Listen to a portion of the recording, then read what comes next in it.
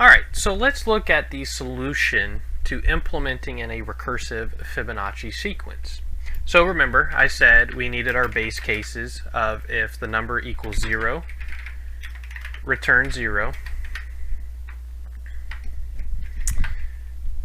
If the num equals 1, then we need to return 1.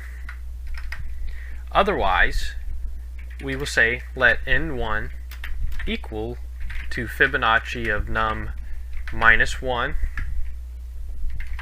and then let n2 equal Fibonacci of num minus 2. Because remember,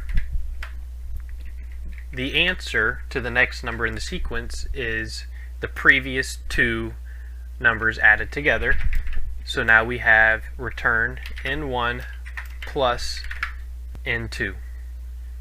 And again, this is because we add the previous two numbers in the sequence together. So now if we come down here and we print out the Fibonacci for 15, and if I do that correctly and we run, we get 610 returned as the answer, which is the correct answer.